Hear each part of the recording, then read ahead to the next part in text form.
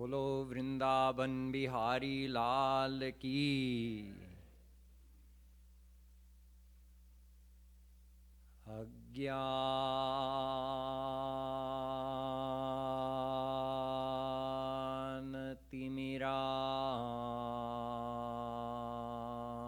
अज्ञानतिमिरान्धस्य ज्ञानाञ्जन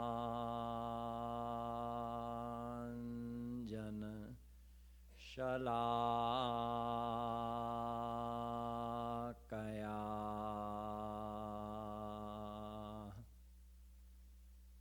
चक्षुरुन्मीलितं येन तस्मै श्री गुरवे नमः। यस्यैकनिः श्वसितकालमथावलम्ब्य जीवन्ति लोमविलजा जगदण्डनाथाः।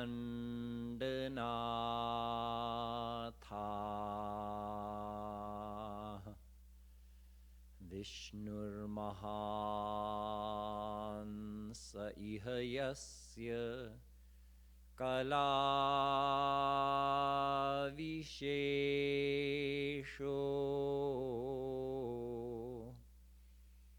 गोविन्दमादिपुरुषं तमहं भजामि।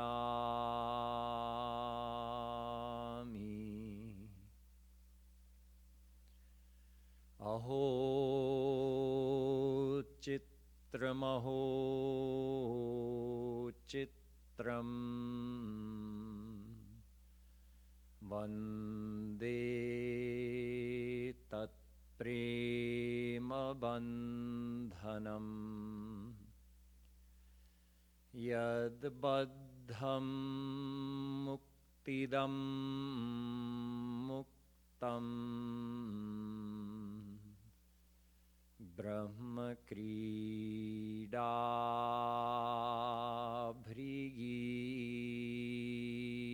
ब्रह्मक्रीडाभृगीकृतम्।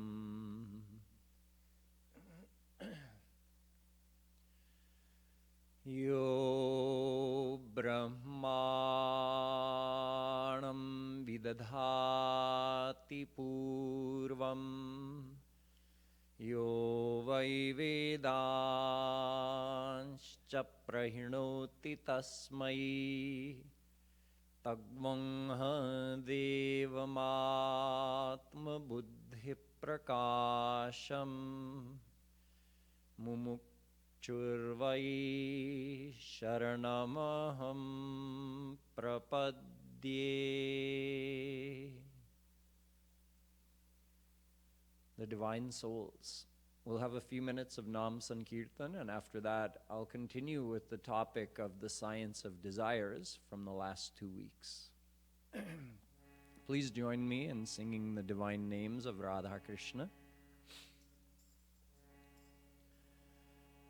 Bhajo Giridhar Govind Gopala Bhajo Giridhar Govind Gopala Bhajo Giridhar Govind Gopala Bhajo Giridhar Govind Gopala Bhajo Giridhar Govind Gopala Bhajo Giridhar Govind Gopala Bhajo Giridhar Govind Gopala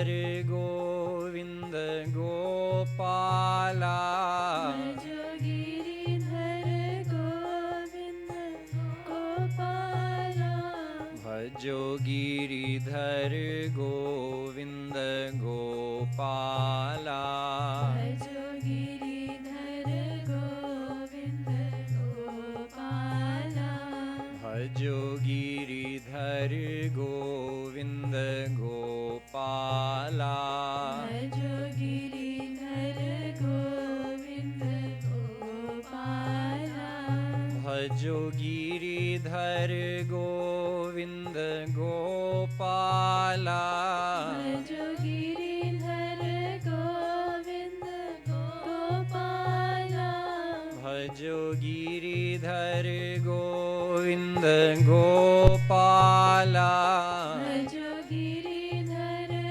Govind Gopala भजो गिरिधर गोविंद गोपाला भजो गिरिधर गोविंद गोपाला भजो मुरली मनोहर लाला भजो मुरली मनोहर नंदलाला भजो मुरली मनोहर नंदलाला भजो मुरली मनोहर नंदलाला भजो मुरली मनोहर नंदलाला भजो मुरली मनोहर नंदलाला भजो मुरली मनोहर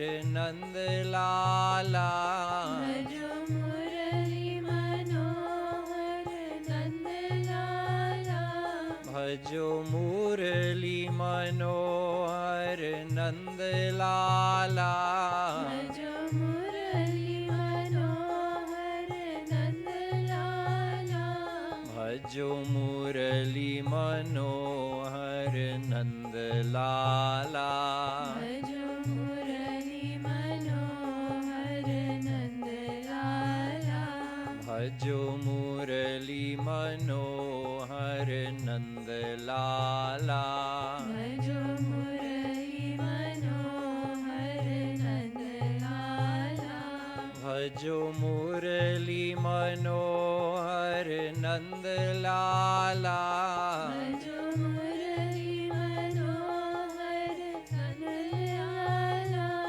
भजो मुरली मनोहर नंदलाला भजो मुरली मनोहर नंदलाला भजो नंदलाला भजो नंदलाला भजो गोपाला भजो गोपाला भजो मुरली मनोहर नंदलाला भजो मुरली मनोहर नंदलाला भजो मुरली मनोहर नंदलाला भजो मुरली मनोहर नंदलाला भजो प्रेम गाधे श्री राधे भजो प्रेम गाधे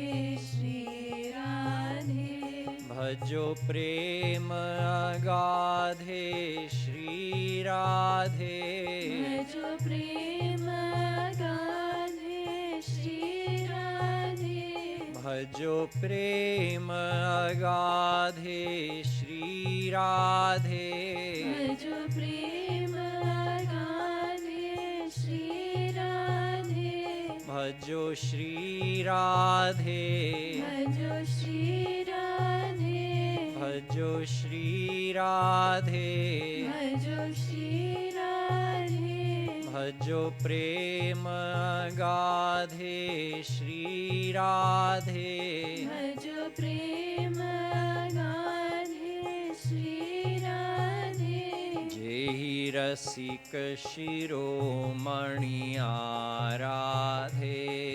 Jehi Rasik Shiromani Aradhe. Jehi Rasik Shiromani Aradhe.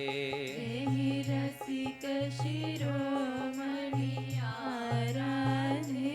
Jehi Rasik Shiromani Aradhe. Jehi Rasik Shiromani Aradhe. Jehi Rasik Shiromani Aradhe. Jehi Rasik Shiromani Aradhe. Jehi Rasik Shiromani Aradhe. Jehi Rasik Shiromani Aradhe. Bhajo Giridhar Govind Gopala. Bhajo Giridhar Govind Gopala. Bhajo Giridhar Govind Gopala. Bhajo Giridhar Govind Gopala. Bhajo Giridhar Govind Gopala. Bhajo Giridhar Govind Gopala.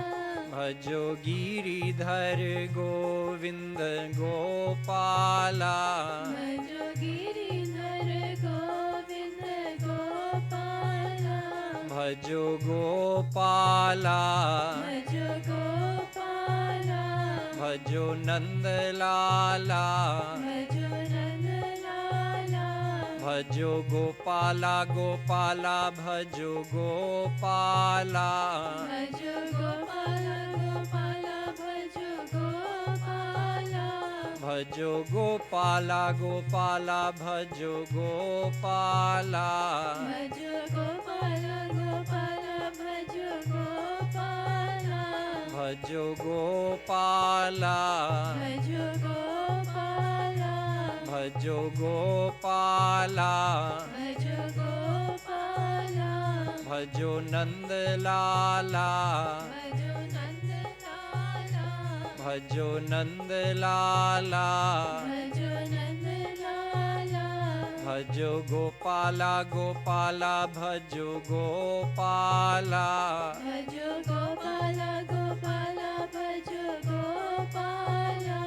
Bhajo Giridhar Govind Gopala. Bhajo Giridhar Govind Gopala. Bhajo Giridhar Govind Gopala. Bhajo Giridhar Govind Gopala. Bhajo Giridhar Govind Gopala. Bhajo Giridhar Govind Gopala. Bhajo Giridhar Govind Gopala. Bhajo Giridhar Govind Gopala. Bolo Shyama Shyam Ki. Radhe Radhe, everyone. Also, welcome to all the devotees who are viewing live on YouTube, Facebook, or listening on Kripalu Bhakti Radio. I'll be continuing the lecture that I started 3 weeks ago. So this is the third part of a 3-part series on the science of desires. Why do we have them? Are they good or bad? What to do with them?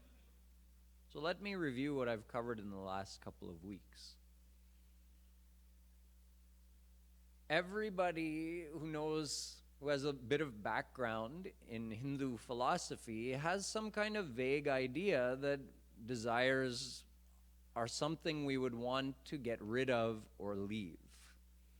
We have this vague idea, and it's also a kind of a fear that if I become spiritual, does that mean I have to give up all of my desires? So we know on one hand that desires are not desirable, and on the other hand we don't want to give them up, but we don't really understand the science behind any of this.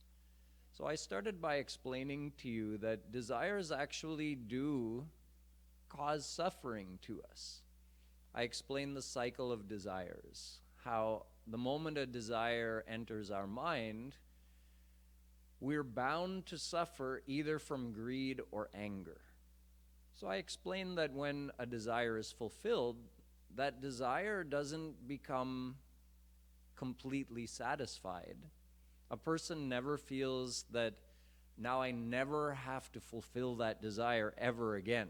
Now that I succeeded in getting this thing, that's the end of that desire. It never happens that way. Instead, the desire comes back stronger than ever.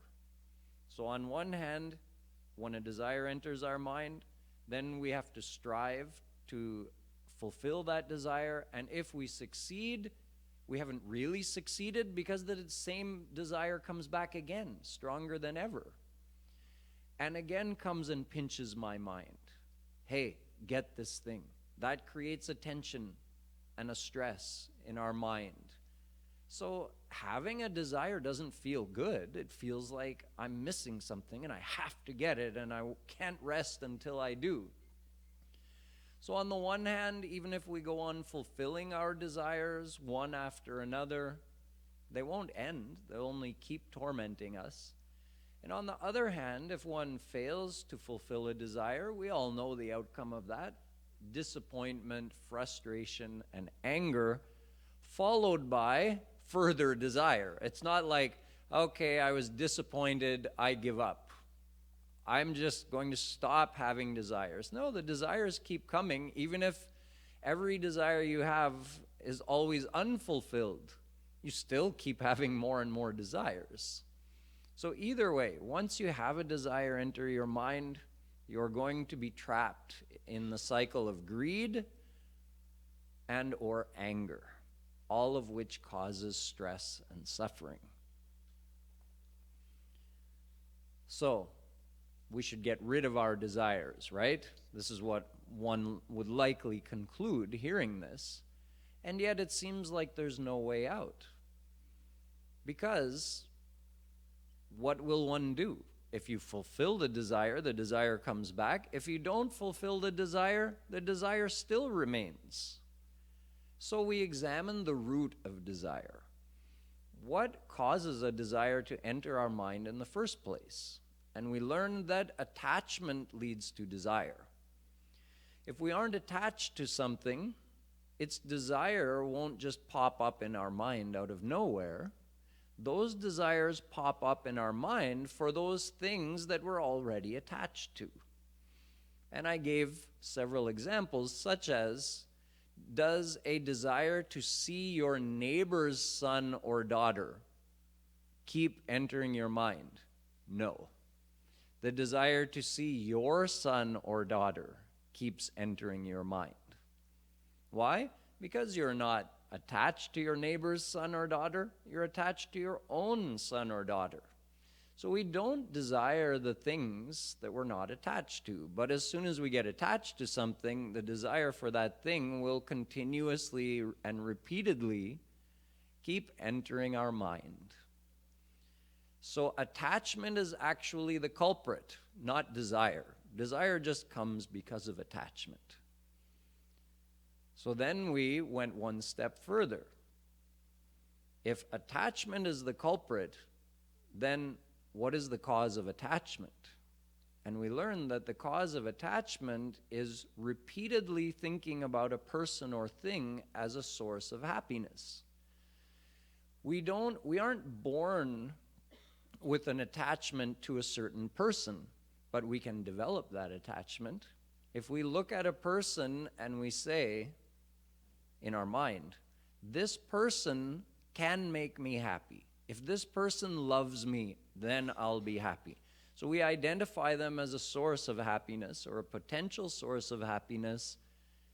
Then our mind does chintan. We keep thinking about them over and over again. That develops attachment to them.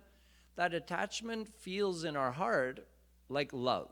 When we're with the person that we're attached to, we feel love. But the love is really just, it's the attachment. So we created the attachment, and we can also create negative attachments, which lead to feelings of hate through the same method. Continually think of a person as a source of unhappiness for you. Keep dwelling upon the bad qualities of that person, how much they disrupt your happiness. You'll develop a negative attachment to them. So rag and dvesh, love and hate, are actually just forms of attachment. Love is an attachment and hate is an attachment, and both are self-created. So we create attachments. Those attachments give rise to desire, and that desire traps us in a never-ending cycle of desire that leads to greed and more desire and eventually anger, but back to more desire. So the culprit in all of this is our decision that a person or thing could give us happiness. If we didn't identify a person or thing as a potential source of happiness, we wouldn't repeatedly think about them, so we wouldn't create an attachment to them, therefore a desire for them wouldn't arise in the mind. So then we had to go one step deeper. What is it that causes us to make that decision? This person or this thing could make me happy, which leads to that chintan. What causes us to do that? The fact that we want happiness causes us to do that. Now we've gone one step deeper. There's one original desire, the desire to be happy. Because we desire to be happy, we seek sources of happiness and we identify, this person could make me happy, this thing could make me happy. That wouldn't happen if we didn't have the original desire to be happy. We desire happiness, therefore we seek it in those people and those things. When we identify someone we think could make us happy or something we think could make us happy, we do chintan of them. That creates an attachment, and that attachment leads to repeated desires arising in the mind for that person or that thing.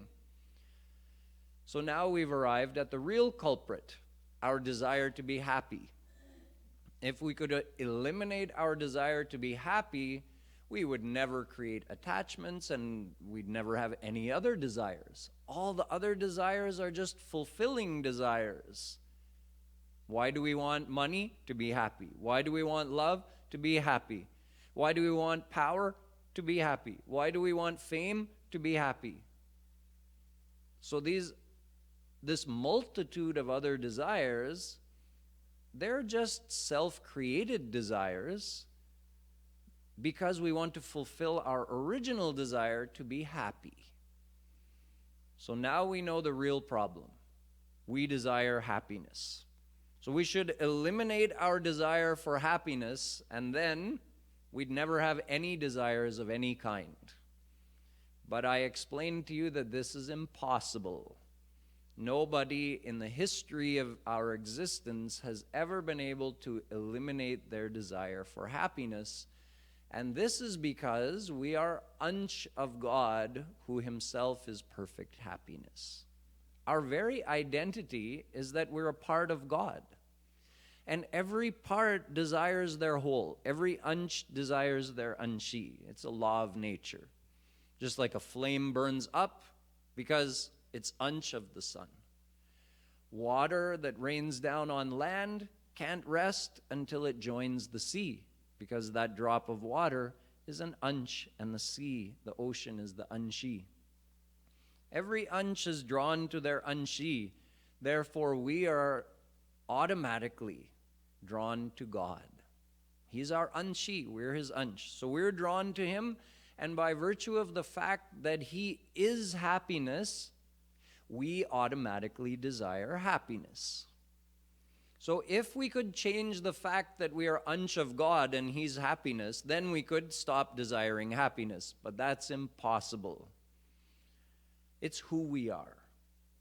Therefore, the desire for happiness is inherent in every soul. And it's natural. Just like breathing is natural for a living being, desiring happiness is natural for every soul. So it seems like there's no way out of this predicament. We can't stop desiring happiness. And as soon as we desire happiness, we're going to seek it. We're going to identify potential sources of happiness. We'll do chintan of them. We'll get attached to them. That will lead to desiring them over and over again. And the more we desire them and even fulfill those desires, the more our greed increases, or sometimes it leads to anger. So we're caught in this cycle of worldly desires with no way out. This is what it seems. However, last week I explained to you that in fact there is a method. The method is diverting that original desire. See, our original desire is to be happy. Why? Because we're ansh of God, who is divine happiness. So instead of, see, I desire to be happy, so now I'm going to seek happiness. But where we make the mistake is we forget that there are two places you can seek happiness. You can seek happiness in the people and things of the world, which is what we've always done, and that keeps us caught in that cycle of desire. Or you can seek happiness in the divine world, in the divine field. In other words, in God. After all, God is perfect happiness. So if one could attain God, they would actually receive perfect happiness. And did you know that the one who has attained God becomes kritakritya, purn, atmaram, purnakam? That cycle of desire ends when you attain God, because our original desire was for God. Our original desire wasn't for people and things of the world. Our original desire was for divine happiness, because that desire originates from the soul, which is ansh of God. The soul is divine, so it needs divine happiness to be perfectly happy. And we keep providing it worldly happiness. Worldly happiness is limited in amount and limited in duration. It doesn't last forever. Plus, the more you go on enjoying the same thing, the more boring it becomes.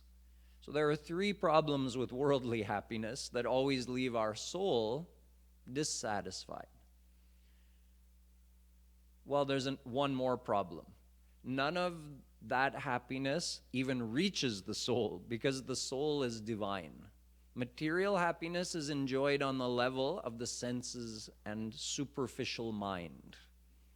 It's not divine happiness that can reach the soul.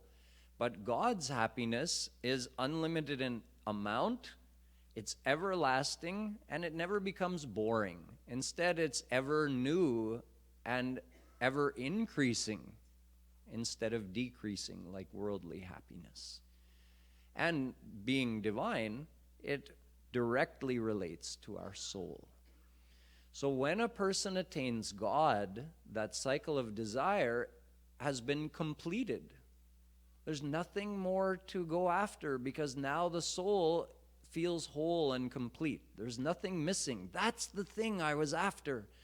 So the soul becomes like that drop of water that enters the ocean. It becomes whole and complete. There's nothing more to do. Krita kritya.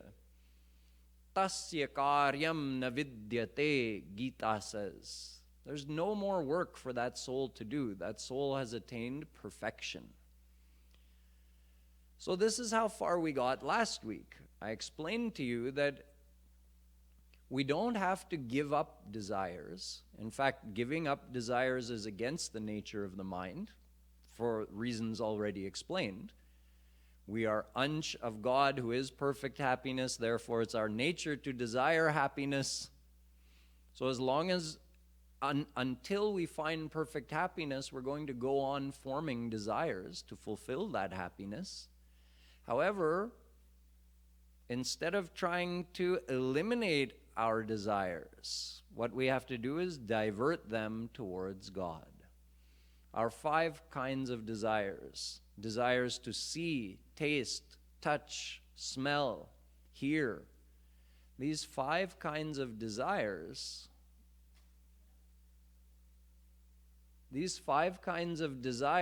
cannot be eliminated, but they can be diverted towards God. In other words, I want happiness, and I'll get it when I see Shri Krishna, instead of desiring to see things of this world, which we've seen uncountable times. In uncountable lifetimes, we've seen uncountable things. In this life, we've seen things over and over and over again, and we've never found true happiness from those things. We keep trying to see more and more of the same things. We keep trying to hear more and more of our favorite song. We keep trying to taste more and more of our favorite food. And when has it ever fully satisfied us? It hasn't. But instead of trying to eliminate those desires, we simply have to divert them towards Shri Krishna. When will I taste Shri Krishna's prasad that he has just eaten? When will I hear the sound of Shri Krishna's flute? When will I smell the fragrance of Shri Krishna's banmala? All of these desires do not have to be eliminated, but rather can be diverted towards God. I want happiness, but I will only really receive it when I attain Shri Krishna. Now, at this point, a person may have a question. What about the world? If true happiness is only in Shri Krishna, does the world mean nothing? Is the world of no value?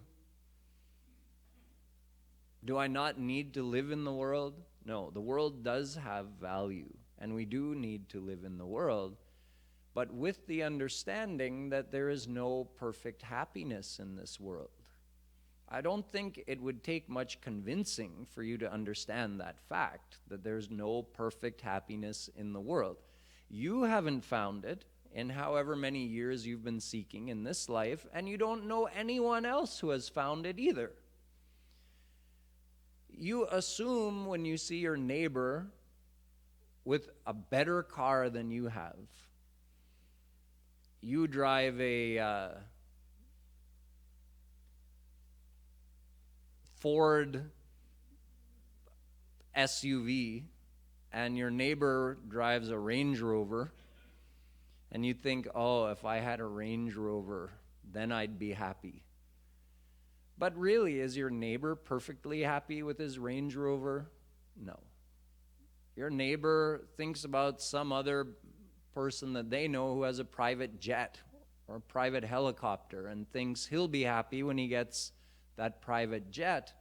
But the one with the private jet isn't really happy either. Everyone has the same level of dissatisfaction no matter how much they have in the world, because these worldly things aren't giving happiness to our soul. They're only Mayic things that excite our mind on a superficial level.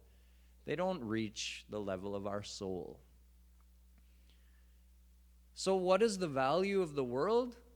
We have to live in the world, but with the understanding that perfect happiness isn't in the world. Perfect happiness is only in God. This, any logical-minded person can accept. But then how to live in the world? So there are two philosophies on this that if we reconcile them, one would understand how to live in the world.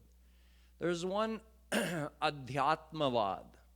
Taken to the extreme, in Adhyatmavad, the person says, oh, happiness is only in God? Okay, I don't need the world at all. The world is useless. I'm just going to do Radhe Radhe forever and forget about the world. Forget about food, sleep, water, people. And on the other side, we have Bhautikvad. The Bhautikvadi says, I don't need God. Science is advancing so fast, it's going to solve all of our problems. And we will find perfect happiness in material advancement. Both of these extreme views are incorrect. You know that no matter how far science advances, it can't give you divine happiness. Only God can do that.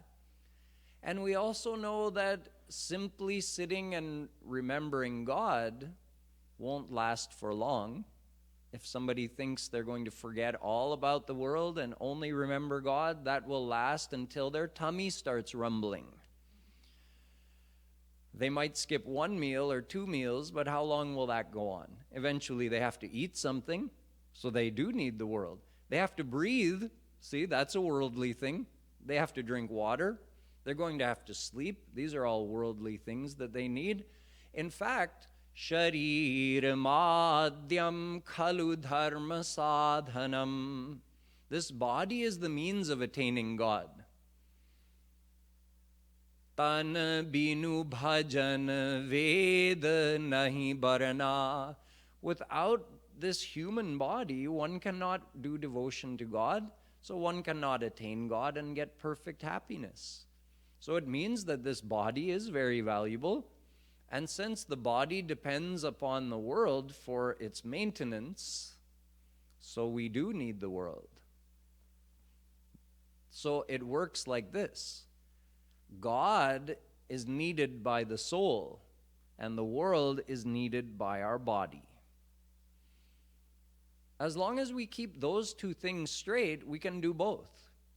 I need God, so I'm going to remember God all the time. I'm going to sit and do devotion for some time every day so I can attach my mind to God and I can get happiness from Him, because that divine happiness is what my true self, the soul, desires and needs. And I won't be happy and complete until I get that.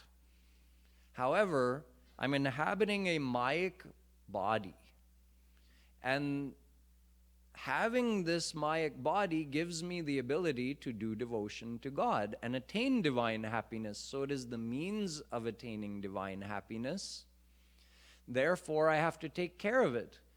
Natyashnatastu yogosti nachaikantamanashnatah nachati swapnashilasya jagrato naiva charjuna yuktahara viharasya yuktacheshtasya karmasu yuktaswapnavabodhasya yogo bhavati dukkhaha.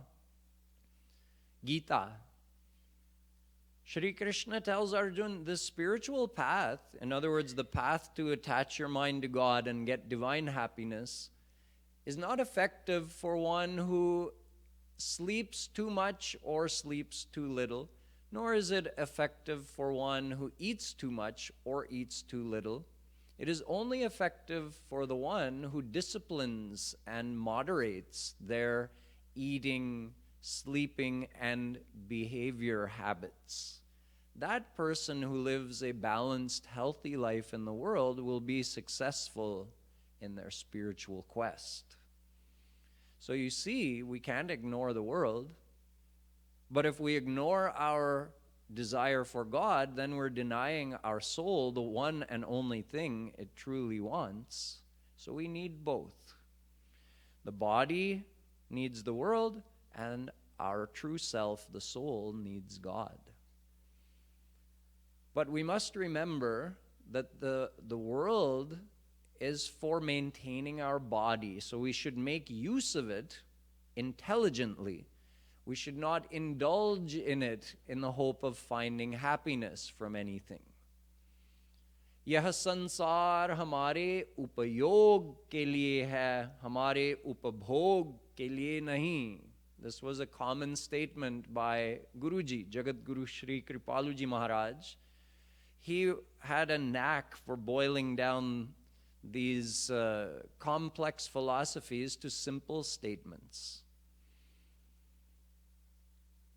Just make use of the world. Don't indulge in it. It's so simple. You've been indulging in the world for unlimited lifetimes, and where has it gotten you? Right here where you are today, still dissatisfied, still seeking happiness.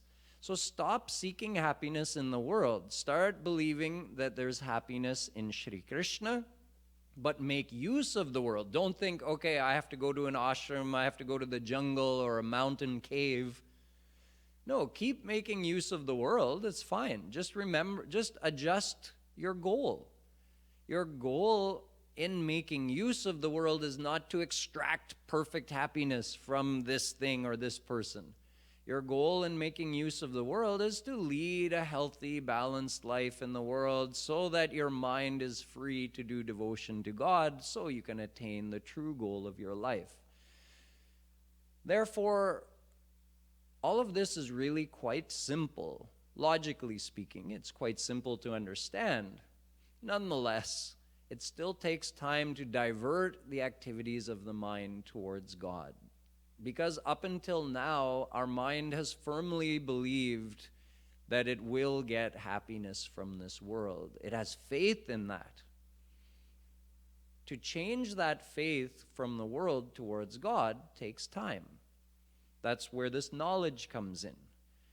No one can eliminate worldly desires, and yet, without taking that hope of the mind to find happiness from the world and directing it towards God, no one can really do devotion to God either, because you only have one mind.